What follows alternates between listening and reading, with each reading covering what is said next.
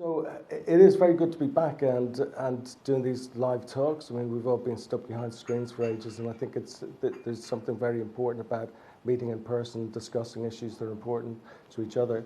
And so first of all, I want to thank the people who were involved in this study, the study I'm going to present here today, because it was at the 2018 conference that I launched this study, and so some of the people who were here were probably sharing the link to the study with friends who could then participate. So, and you know, as you'll see, it was an arduous bit of a study for a lot of people. It went on for a long time, and actually I shouldn't go on for a long time, so I'm going to try and be brief and to the point too. But I'll give you just a little sense of a timeline here, because things have gone so protracted with COVID. So we had, the study was designed by myself in association with Families and Founders, specifically Vincent and John Baker and Michael, who all helped to design the questionnaire. So, and it's very important with this sort of survey that you're not just coming in as an academic with no experience of real life experience of these things, and that you're able to get some proper insight and guidance on it. So I hope that helped people to really get a sense that they were being listened to. So we were sponsored by FnF to do this study, which was looking at what the causes of distress are for people going through the family court process, because it's very clear that the family court process is extremely stressful for lots of people, but identifying exactly what it is about that process is a bit more of a grey area. In terms of research, at least anyway, if you've lived through the experience, it's not a grey area, I'm sure. But in terms of research, it's important to identify these things. It's important to flag these things up with some research so that you can then take it to, you know, various authorities and organisations and say, look, we've looked at this, we've identified it, and it's you know, we've used, you know, whatever the best methods are that are appropriate, and you know, this is what we found. So for some of you, some of these findings will be a bit of a no-brainer. You'll think, well, obviously this you found that this is stressful and this is stressful, but it's important in terms of research to flag these things up. So very quickly we got together the questionnaire, sponsorship from FnF, ethical approval from University College London, and then we launched the survey here at the 2018 conference, FnF conference, and then it was run by myself and Louise Liddon, the study. And then we, for about 18 months, so this is a longitudinal study, we're assessing whether people's well-being changed over a 12-month period. It was 18 months because some people started later than others. We wanted to see whether people's sense of well-being when they're going through the family court process changed over 12 months or so. So we ran the study over 16 months. And then we had it published in a journal called PsychReg's Journal of Psychology. We presented the findings at the Male Psychology Conference. Well, I presented them at the Male Psychology Conference last year. Vincent and myself presented it at UCL at the Male Psychology Conference in 2019, just the initial findings. We presented that there too. So, and also we've cited this study in a textbook that's come out as the first British Psychological Society textbook on male psychology, and we've cited this study in here. And also in an interview with Anne Widdecombe, well worth seeing on an online documentary series called Heresies, well worth seeing.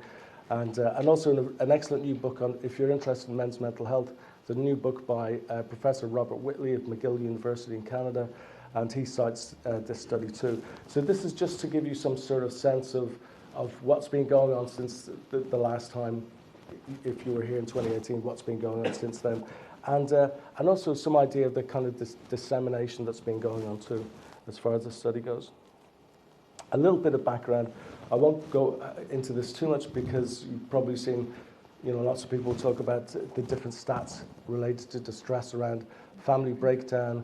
And a lot of this stuff is very harrowing. I mean, there's some interesting recent evidence from the UK suggesting that 21% of male suicides of middle-aged men are from those men who've experienced a family breakdown or divorce in the preceding few months.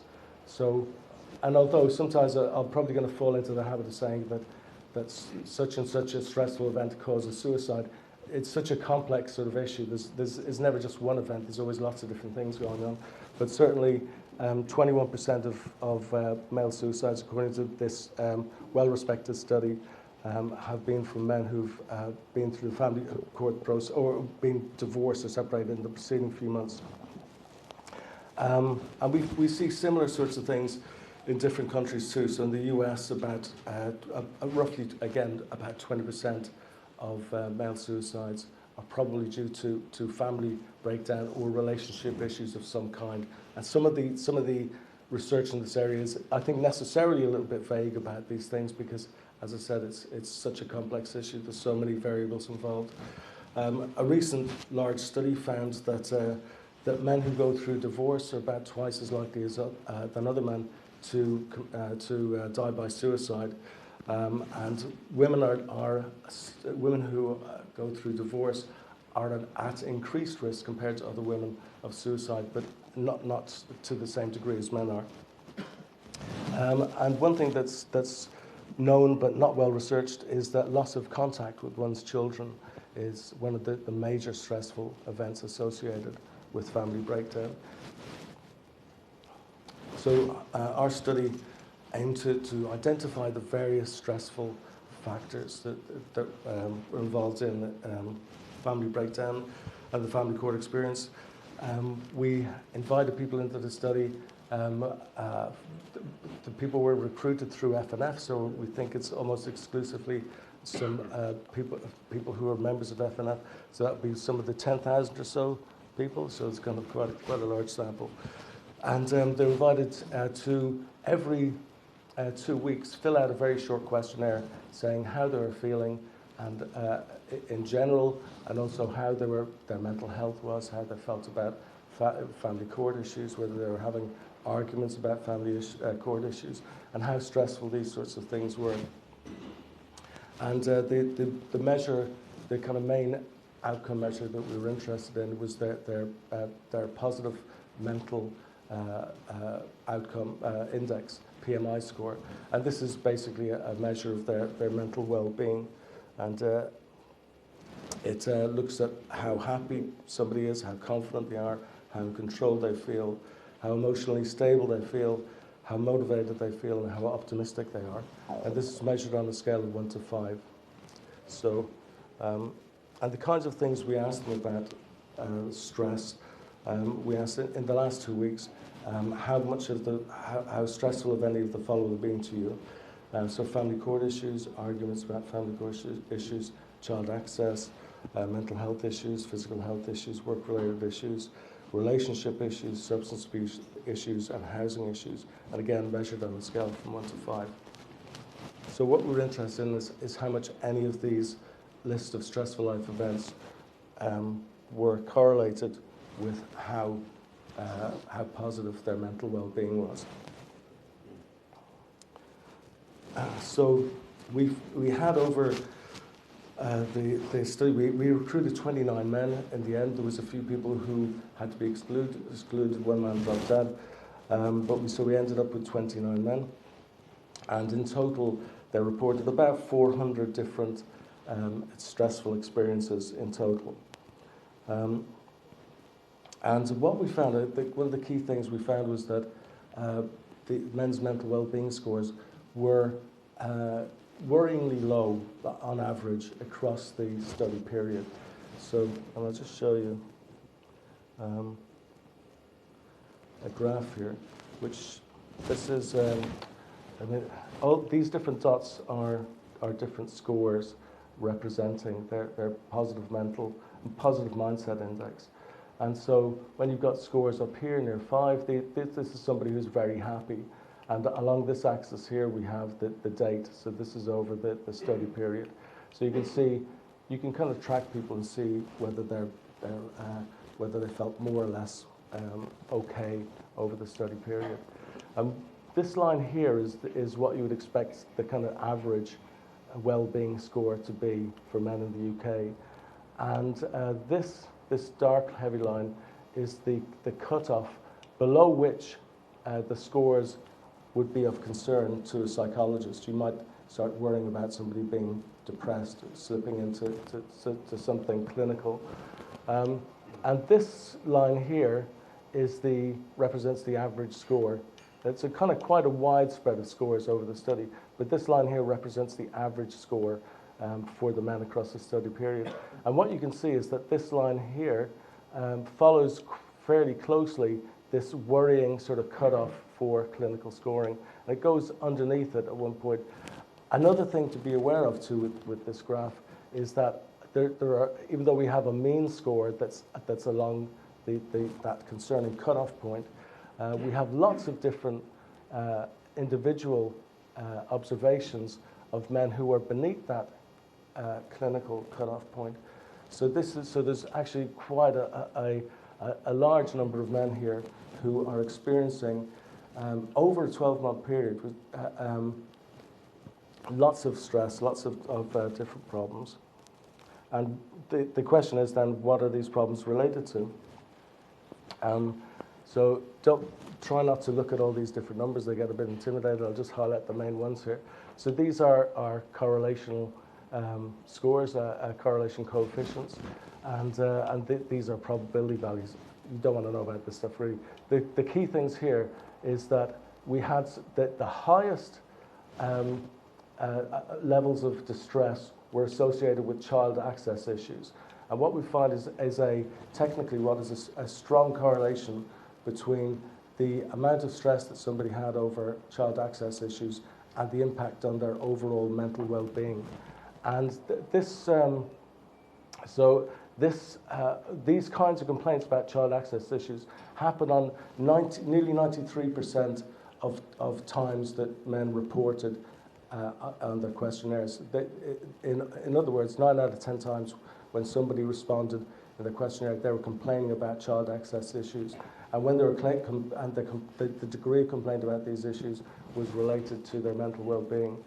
And the chances, I mean, whenever you do these studies, there's always a chance of kind of fluke findings. It's just like, so this is why we have probability values. And what we have here is a probability value that the correlation between child access problems and their mental well-being, the chance of that being a fluke result are disappearingly small. I mean, it's like extremely strong probability that this is a real effect that we're seeing here.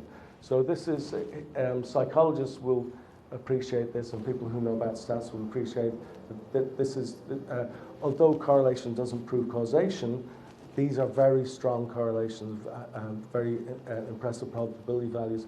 And what we did find too was that although correlation doesn't prove causation, we did find that the people who were saying that they were the most stressed were reporting things that did imply that there was some causation.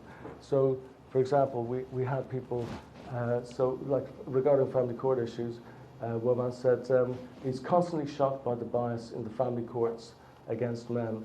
And so, and this is somebody who with a lot of stress about family court issues and a correspondingly high level or a correspondingly low level of mental well-being. And somebody's regarding family arguments about family court issues said he was frustrated at my ex-partner's attitude and the family court. And regarding child contact, most stress now comes from having to continue contact with my ex and from not having as much contact with the kids as I did. So, so all of these, the kind of the free text responses that men added to their surveys confirmed that this stress was about these particular issues and not about extraneous other issues.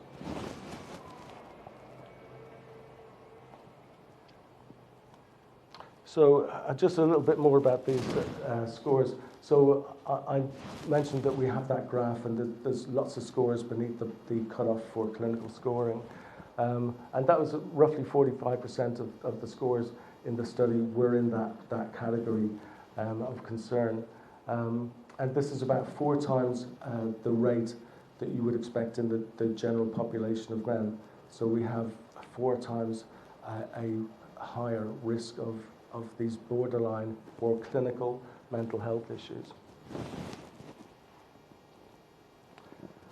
An interesting thing in the study too is that we had a few people who said that they were dealing with their relationship breakdown outside the family courts, and also a couple of men who had been in the family court system but then were able to resolve the relationship problem, so they were no longer in that system. And we found that the people who were dealing with their issues outside the family courts had much better well-being than those who are stuck within the family court system.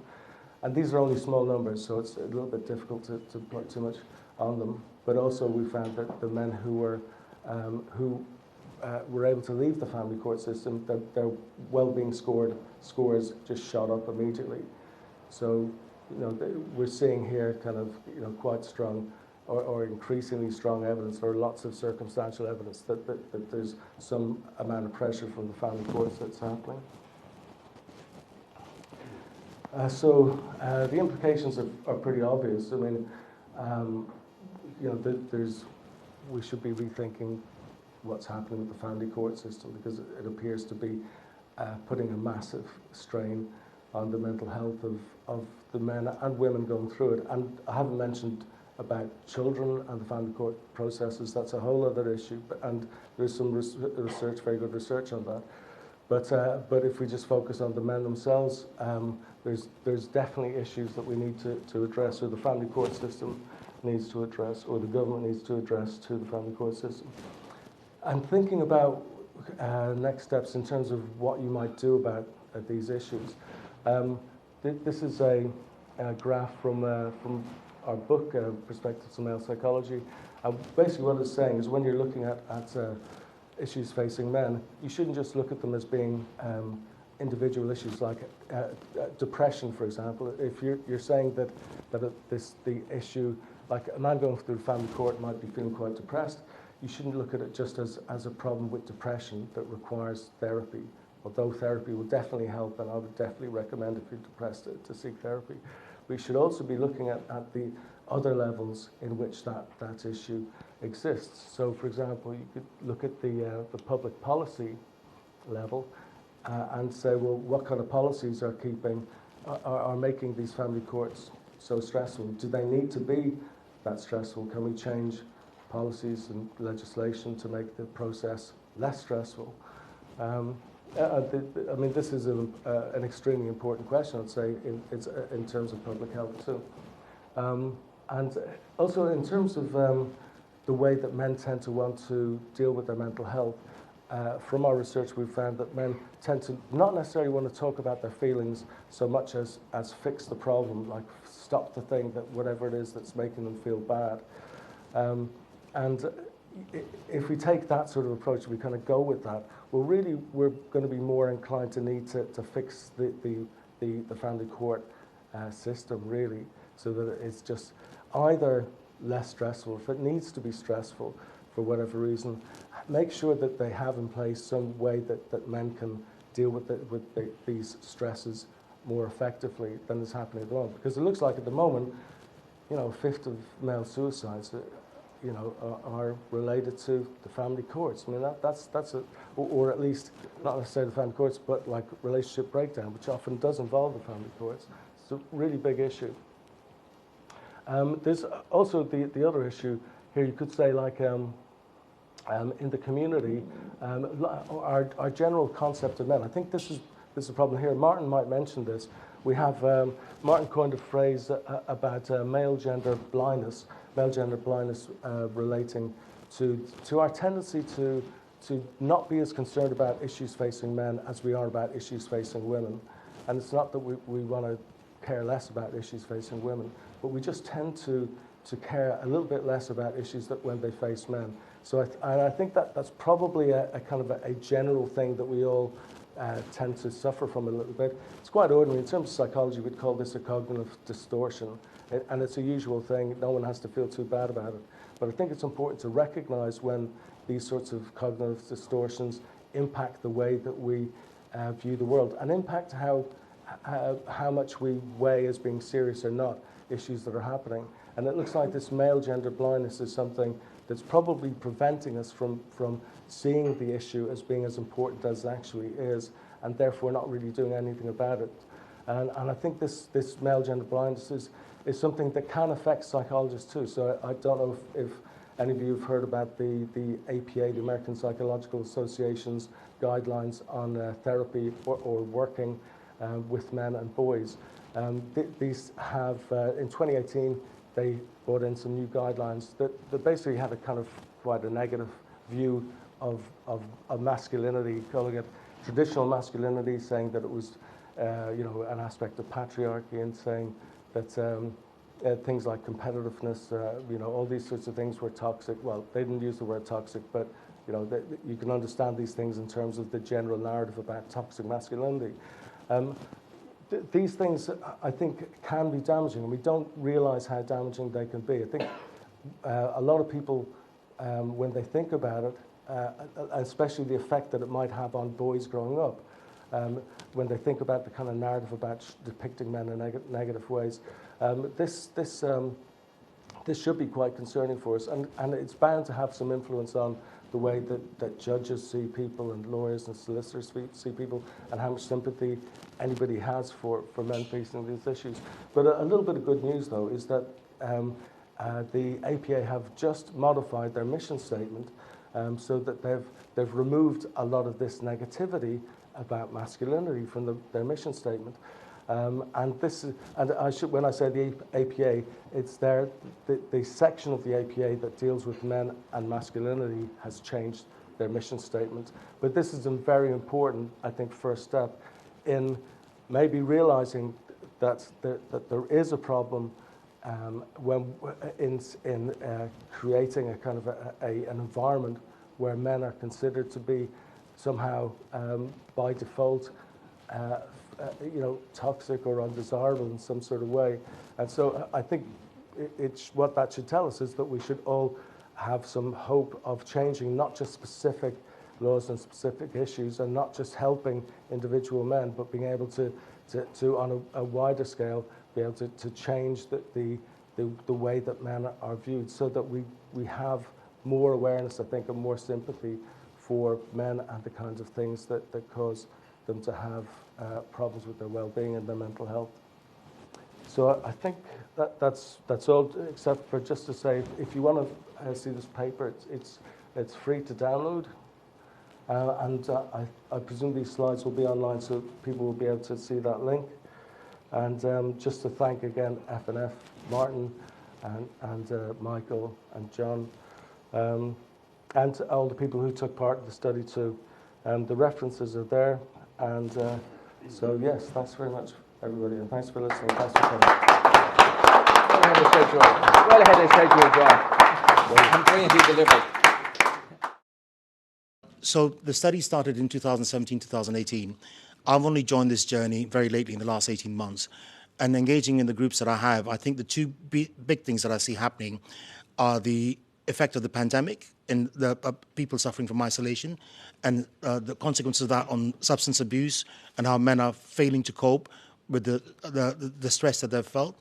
And the Domestic Abuse Act, to my mind, gentlemen with a longer-term experience will have a broader perspective on this, has made it so easy for mothers to come up with spurious allegations. And a lot of the parents, fathers, are now feeling as if they're on a conveyor belt, that no sooner have you found resolution to one accusation, that the mothers go back again and create some more accusation. It's almost like they have a free ride to make. Is there an opportunity for FnF to conduct a survey through its members to a questionnaire that you would design, and for Public Health England to take the learnings from that? Well, that's a question for FnF rather than to me, but I'd be very happy to be involved in that. Everything you said, I mean, I think you hit a lot of nails on the head. Very important issues, and they're issues that tend to be overlooked. So I think it's a good suggestion. I'd be very happy to be involved. Okay. Thank you. Can I ask a quick question? John, I don't think the scope of the study was sufficient. We didn't have the resources to kind of go into the detail of those negative scores that you presented. How many of them were people who were, for example, litigants in person versus people who were represented? But I just wondered if you're able to comment at all on those people who are on those lower score levels and their ability to present a case on their own in a court, an alien environment that they may not be particularly familiar with? Brilliant question, Michael. Yeah, I think it could be something that Martin is going to speak about a bit later on, perhaps. But without a doubt, I mean, one of the things that happens as a result of being distressed or depressed or anxious, sufficiently anxious, it will shut down your ability to be able to think and communicate. For a lot of people, men and women in general, that they may revert to a kind of fight or flight mode where they will be more inclined to be angry and expressing a limited range of information, most of which is not going to be useful in the court.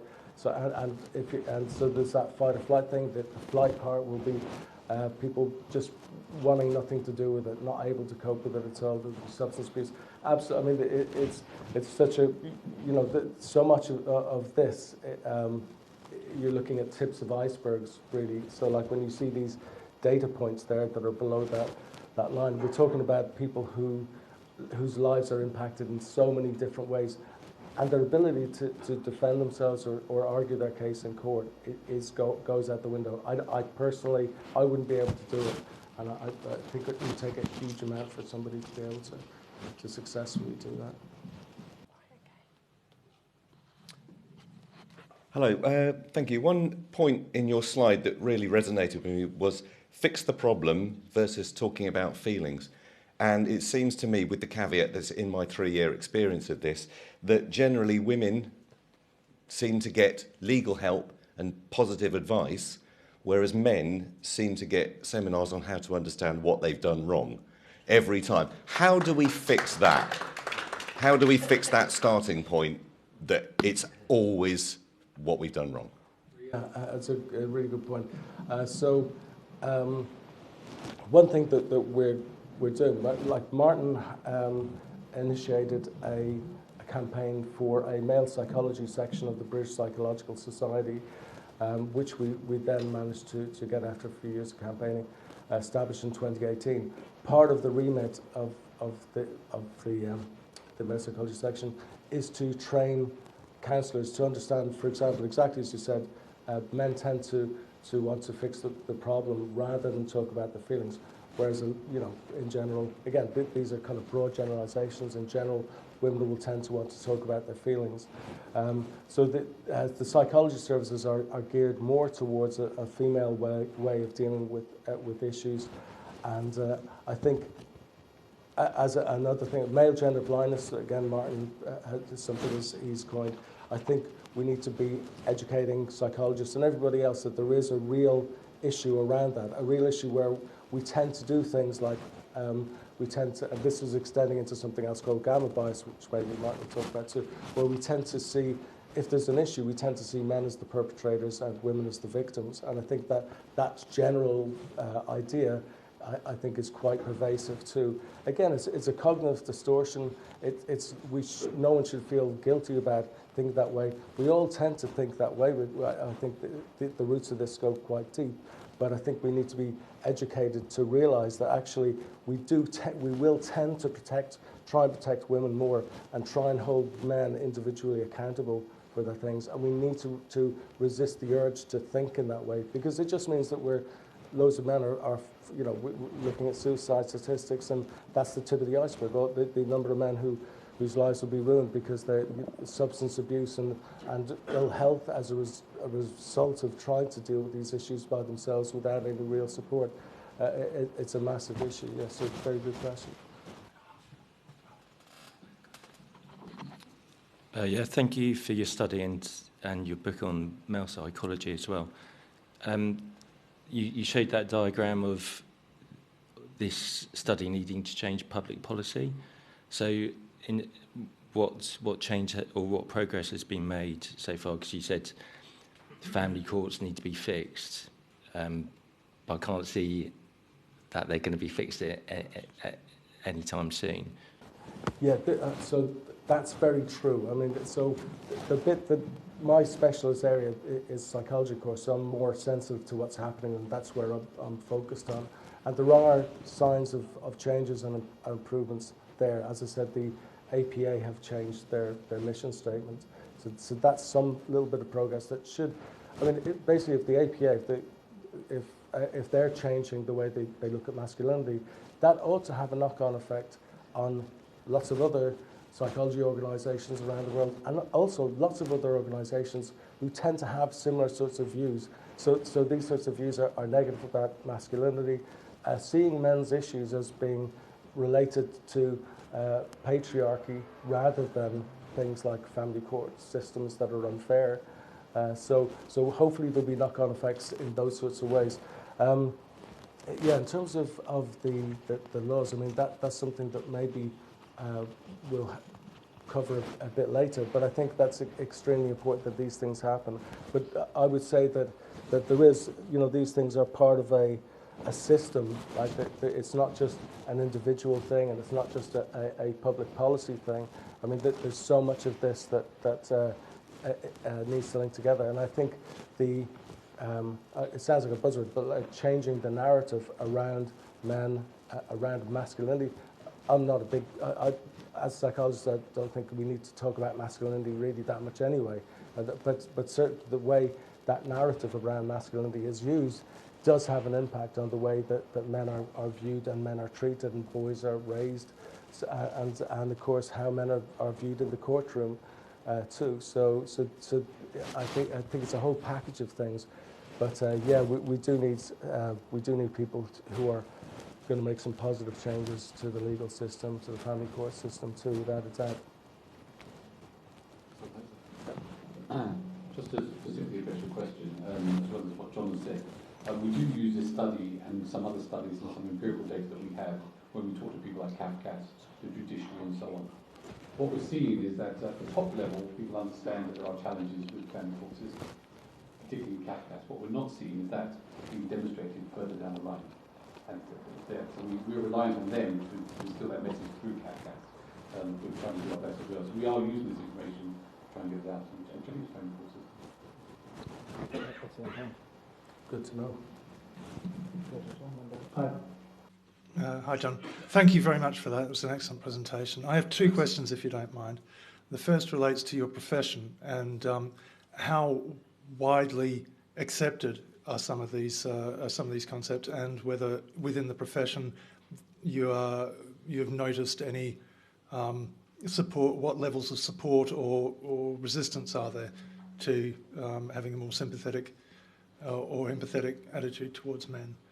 And the second question was in relation particularly to the legal and administrative violence concept, which I think is perhaps the most important aspect when it comes to family court.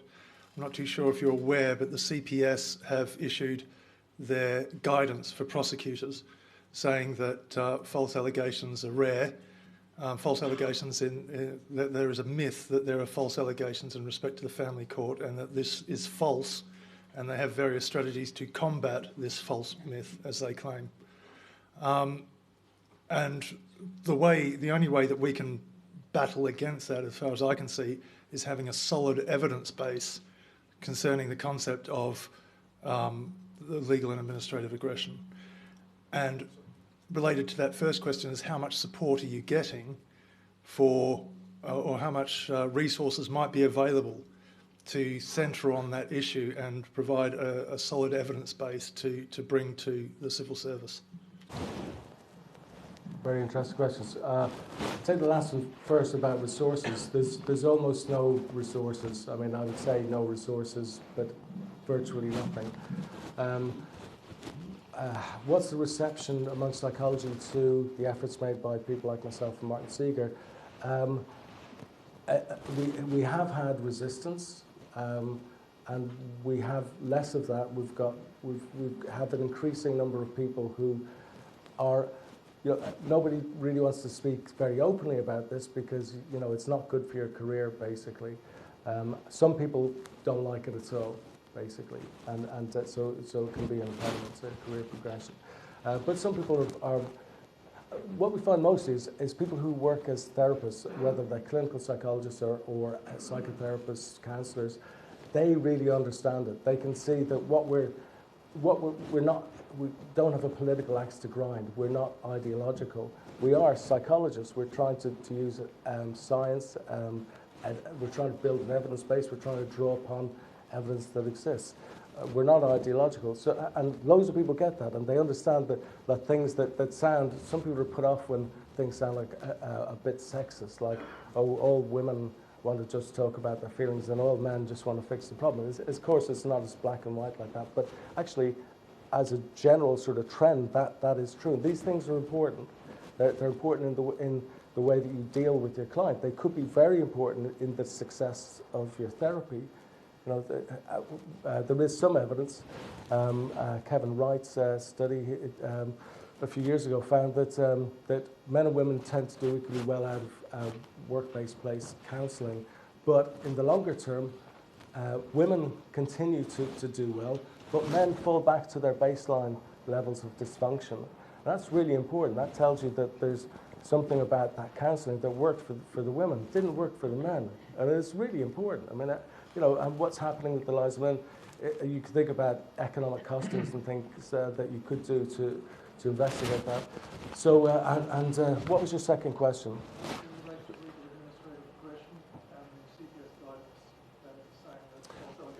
Right. So this the false allegations, really tough thing to quantify. Very tough thing to quantify. It definitely happens, and we have lots of reports of it. One of the things that we're doing outside the British Psychological Society group, we also have the Centre for Male Psychology, which is the main thing I'm involved in at the moment. And one of the things that we think is important, because we do, it's kind of a struggle to get psychologists to get on board with what we're saying. A lot of them get it, a lot of them really struggle. But we find that lots of people in the general public, whether they've had experiences of this or not, they have a much easier time of understanding what we're saying. And I think in the sense, so I said about the interview with Anne Widdecombe, I interviewed Anne Widdecombe for our Male Psychology magazine, which is a free online magazine. And I think it's important that we have people like her able to give her opinion on things like false allegations, which she recognises has been a problem. And one thing she says too, which is I think related to your question, is about how quick the process is. I think it might be related to your question. Like in her view, it's a slow process. If you're talking about politics, it's not just you do a bit of research, you publish the paper, and you expect everything to change. It's a long process. So she says you've got to be prepared to what?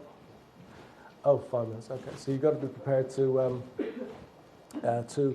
stick with it and kind of keep going and keep knocking on doors, keep talking to people, and it's very easy, I think, for people to get dispirited and give up on this.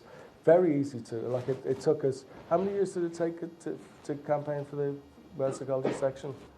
About 10 years ago. Only about 10 years. Okay, so you can't give up at year 5, because you're only halfway there. So I think we need to keep talking. We need to have things. I recommend to psychologists to read the magazine articles, because we do have people who write articles. Vincent did a very popular article based on his experiences. Actually, it's one of our most popular articles, as a matter of fact.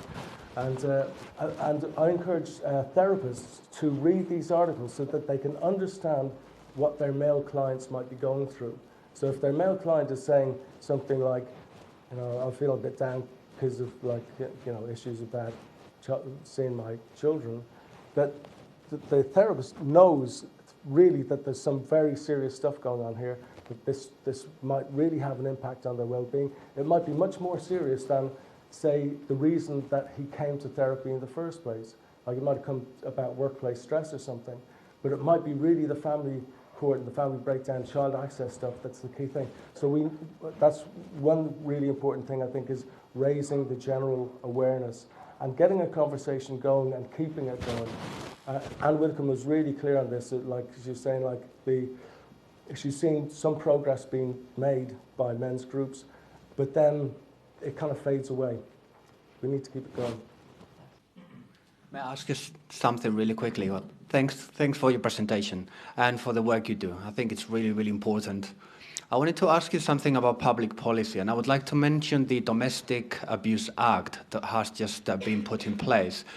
With the threshold for domestic abuse being so low as it is right now, what do you think this public policy, how do you think this is going to affect mental health issues in men? And is there any public policy that will somehow address the issues that you guys find in the work you do on a daily basis? Yeah, I don't know enough about the policy, and too little time, and I'm thinking I'm getting a finger across the neck or so. I think really the key things that are kind of consciousness raising stuff. For example, like if you've got lots of people will be maybe dealing with the issues by themselves. Like a man might be classic domestic violence. I mean, he might be a victim of domestic violence. He might think it's not really domestic violence. He's only hitting me a little bit. It doesn't really hurt that much. If I tell my friends, they think I'm an idiot. Like basically suffering in silence. And also knowing, of course, too, like in lots of cases, if a man reports that his partner or wife is hitting him, the police will come around very happily and arrest him. You know, so this can happen. So lots of men will keep it to themselves. But the more that people are aware that these are serious issues, that they happen to lots of different people, and that there are ways of getting together, like this sort of conference and groups like FnF. There's ways of getting together, talking about things, and like trying to find positive ways forward. I think that's the way to go. That's what my suggestion would be. What's this? Finish now, please. Finish now, please. Okay.